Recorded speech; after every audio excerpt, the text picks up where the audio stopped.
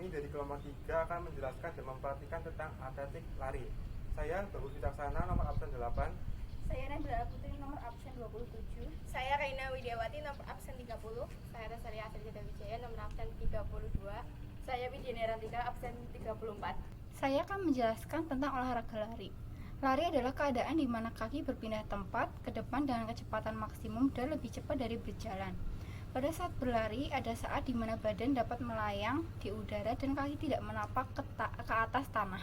Lari memiliki 3 jenis, yaitu lari jarak pendek, lari jarak menengah, dan lari jarak jauh. Adapun macam-macam start pada lari, antara lain yang pertama adalah start berdiri, biasa disebut juga sebagai standing start.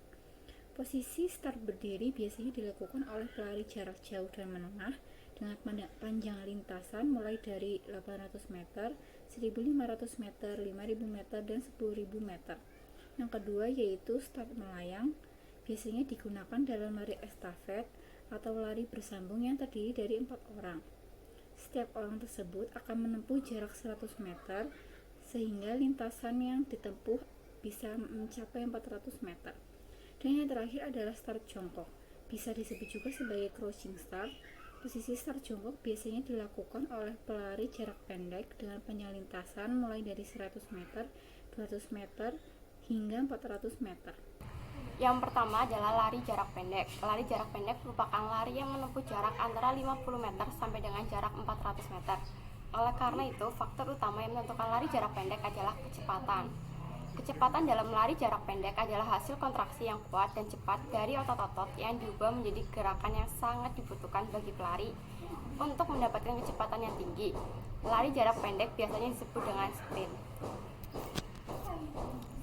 Yang kedua, lari jarak menengah. Lari jarak menengah merupakan kegiatan berlari pada lintasan lomba yang jaraknya lebih panjang dibandingkan lari jarak pendek. Bisa menjadi 3000 meter. Standar panjang lintasan adalah 800 meter, 1500 meter, dan 3000 meter juga bisa dimasukkan ke dalam kelas jarak menengah. Selanjutnya, lari jarak jauh. Lari jarak jauh atau maraton dilakukan dalam lintasan stadion jarak 3000 meter ke atas, 5000 meter, dan 10.000 meter. Sedangkan maraton dan juga cross country harus dilakukan di luar stadion kecuali start dan finish. Secara fisik dan mental merupakan keharusan bagi pelari jarak jauh. Sejarah lari jarak pendek atau olahraga lari sudah dikenal sejak zaman dulu. Jadi satu-satunya cabang olahraga yang diperlombakan pada Olimpiade kuno diadakan di Yunani tahun 776 sebelum Masehi. Sejak itu olahraga jarak pendek, lari jarak pendek atau sprint jadi cabang olahraga yang tetap dipertandingkan setiap kali Olimpiade diadakan. Adu kecepatan dilakukan sejak masa Yunani. Perlombaan ini sejak dulu digabung dengan nomor atletik lainnya untuk menentukan siapa yang terbaik. Lari jarak pendek pun sudah diperlombakan di Olimpiade pertama tahun 1896 bersama dengan nomor lainnya. Cabang atletik pun baru memiliki badan internasional pada 1912 dan mengatur segala tentang peraturan perlombaan resmi. Cabang olahraga ini masuk ke Indonesia pada 1930 dibawa oleh pemerintahan Belanda, namun sempat tenggelam pada pemerintahan Jepang. Baru pada tahun 1946, cabang atletik lari jarak menengah kembali dihidupkan dengan pembentukan badan milik pemerintah.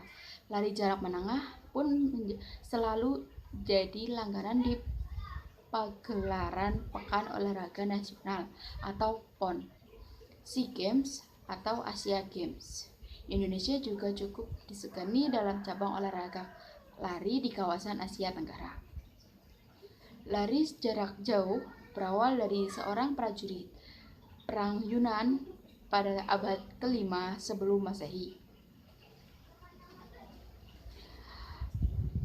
atau lebih dikenal tepatnya 490 sebelum Masehi, di mana terjadi perang antara Persia dan Yunani terjadi akibat pemberontakan Yunani pada Persia karena wilayahnya dikuasai oleh Persia. Sejarah lari jarak menengah. Adu kecepatan sudah dilakukan sejak masa Yunani kuno pada tahun 776 sebelum Masehi. Perlombaan ini sudah dulu digabung dengan nomor atletik lainnya untuk menentukan siapa yang terbaik. Lari jarak pendek pun sudah diperlombakan di Olimpiade pertama pada tahun 1896 bersama dengan nomor lainnya. Cabang atletik pun baru memiliki badan internasional pada tahun 1912 dan mengatur segala tentang peraturan dan perlombaan secara resmi. Cabang olahraga ini masuk ke Indonesia pada tahun 1930 dibawa oleh pemerintahan Belanda, namun sempat tenggelam pada masa pemerintahan Jepang. Baru pada tahun 1946, cabang atletik lari jarak menengah kembali dihidupkan dengan pembentukan badan milik pemerintah. Lari jarak menengah pun selalu menjadi langganan di Pekan Olahraga Nasional atau PON, SEA Games, dan Asian Games. Indonesia juga cukup disegani dalam cabang olahraga ini di kawasan Asia Tenggara. Sejarah lari estafet. Berbicara sejarah lari estafet, tidak bisa dilepaskan dari tradisi Yunani. Ya, tradisi Yunani memang banyak memberi sumbangsih ide permainan olahraga, seperti halnya dengan estafet. Tongkat yang digunakan dalam lari estafet terinspirasi dari obor dalam tradisi Yunani. Bangsa Yunani mempunyai tradisi olahraga. Orang-orang membawa obor dengan maksud menyambung hubungan dengan pemujaan leluhur. Obor yang dijadikan simbol pemujaan kepada leluhur tersebut berisi api keramat yang disebarluaskan oleh bangsa-bangsa Yunani. Mereka meneruskan atau menyebarluaskan api keramat tersebut ke jajahan-jajahan baru. Kisah estafet bangsa Yunani dengan membawa obor tersebut dapat dikatakan dalam rangka pemujaan spiritual. Olimpiade sebagai perlombaan terbesar yang mempertemukan negara-negara pun berasal dari Yunani. Orang yang banyak menamai lari estafet dengan lari sambung. Menelusuri sejarahnya, lari estafet atau lari sambung dimulai dari suku Aztec, suku Isna, dan suku Maya. Berbeda dari bangsa Yunani yang menjalankan estafet sebagai pemujaan spiritual. Ketiga suku tersebut, suku Aztec, suku Inka, suku Maya, melakukan estafet sebagai suatu misi memberitahu suatu kabar. Jadi suku-suku tersebut memiliki suatu pola pemberitahuan suatu kabar ke sebuah daerah.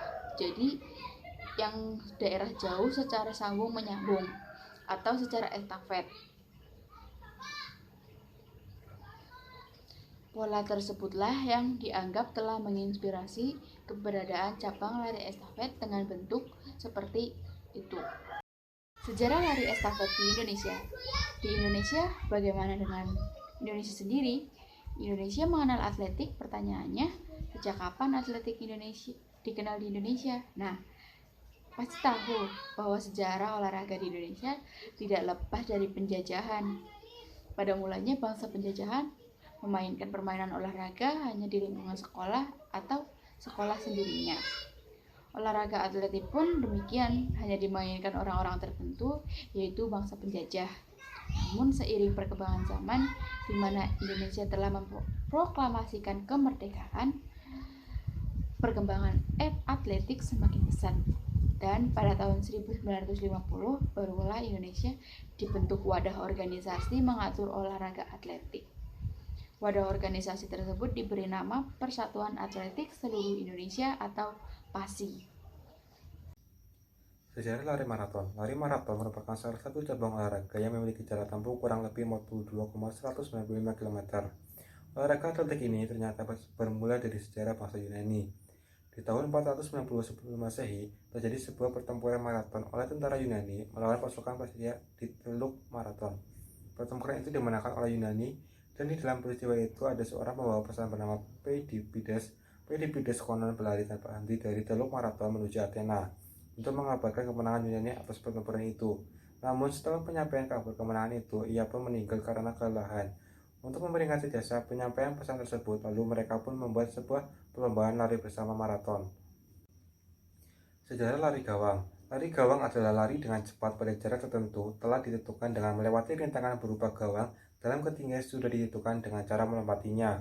Diperlukan perhitungan langkah demi langkah dari mulai awal pertandingan ke gawang pertama dan dari gawang pertama menuju gawang kedua dan seterusnya. Pada tahun 1830 di Inggris, diadakan sebuah perlombaan lari gawang yang modern. Pada waktu itu menggunakan gawang yang terbuat dari bahan kayu. Pada tahun 1864, di daerah kota Oxford, mengadakan sebuah lomba lari gawang dengan rintangan gawang berjumlah 10. Pada tahun yang sama, di kota Cambridge, mengadakan lomba lari gawang dengan meniru aturan jumlah gawang yang diadakan di kota Oxford. Sejarah lari jarak jauh. Lari jarak jauh merupakan jenis cabang olahraga atletik yang mempunyai lintasan tempuh panjang serta memiliki banyak manfaat bagi kesehatan tubuh. Lari jarak jauh tidak sama dengan maraton, sebab lari jarak jauh terdiri dari beberapa lintasan, sedangkan maraton memiliki lintasan sejauh 21,2 km sampai dengan 42,195 km.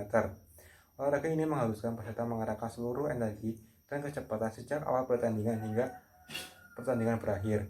Hal ini membuat peserta harus memiliki strategi olah energi agar bisa bertahan. Sejarah lari jarak jauh berawal dari seorang prajurit perang Yunani pada abad ke-5 sebelum Masehi, atau lebih tepatnya pada tahun 490 sebelum Masehi, di mana terjadi perang antara Persia dan Yunani yang terjadi akibat pemberontakan Yunani pada Persia karena wilayah Yunani yang dikuasai Persia. Perang tersebut dimenangkan oleh Yunani.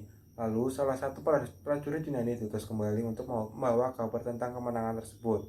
Jarak yang ditempuh oleh prajurit tersebut sangat jauh, yakni 42 km. Setelah mengabarkan kabar gembira tersebut, prajurit tersebut meninggal. Untuk mengenang jasanya, masyarakat Yunani mengadakan lomba lari jarak jauh secara serentak. Dan seiring dengan perkembangannya, olahraga ini pun semakin terkenal di seluruh penjuru dunia. Karena minat terhadap olahraga tersebut semakin tinggi, pada tahun 1912 mulai dibentuk organisasi International Association of Athletic Federation atau IAAF yang berpusat di kota Monaco. Sarana dan prasarana lari jarak pendek. Yang pertama, peralatan yang digunakan untuk lari jarak pendek yaitu sepatu lari atau spike. Kedua, start block. Yang ketiga, yang finish. Yang keempat, bendera start atau pistol. Yang kedua, lintasan. Yang pertama, lintasan harus dalam kondisi yang baik dan permukaan yang rata. Lalu lintasan berjumlah 8 dan lintasan memiliki ukuran lebar selebar 1,22 meter.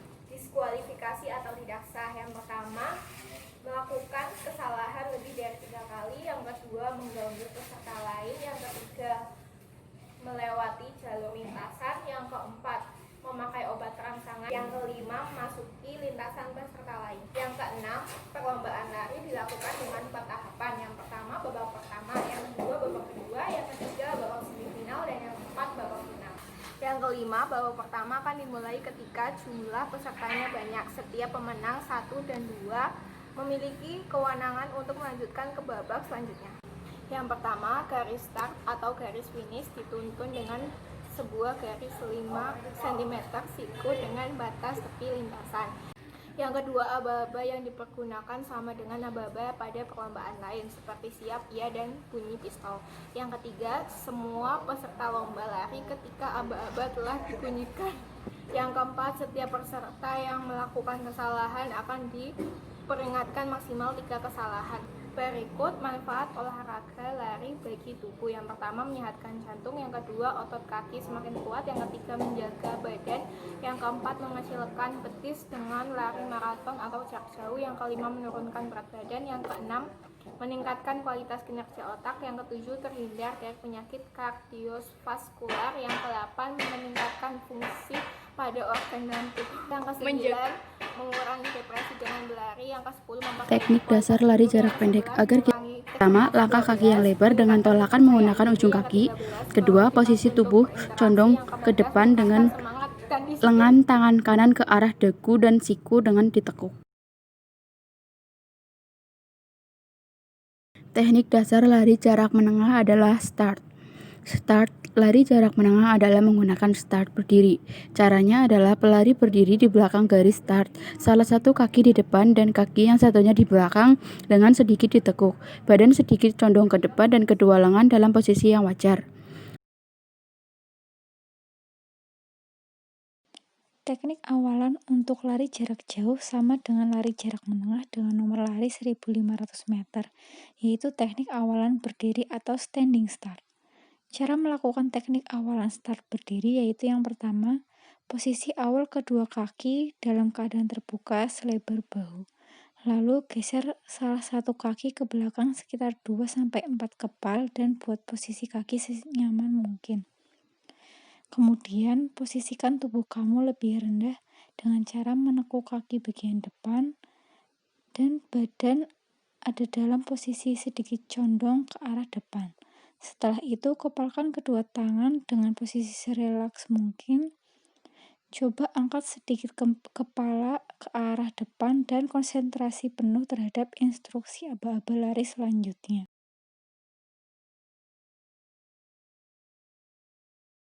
Teknik yang dipakai untuk lari jarak jauh berbeda dengan lari sprint. Cara melakukan teknik berlari jarak jauh yang pertama, setelah kamu mulai berlari, segera posisikan badan tegak lurus dan senyaman mungkin. Kemudian, posisikan kepala sebaiknya menatap lurus ke depan. Ayunkan lengan kamu dengan rileks sambil mengikuti irama hentakan kaki di sepanjang lintasan. Lalu saat mengayun, sebisa mungkin posisi lengan jangan sampai melebihi bahu saat mengayun ke arah depan dan jangan sampai melebihi pinggul saat mengayun ke arah belakang. Sesuaikan ayunan lutut senyaman mungkin dengan ritme lengan.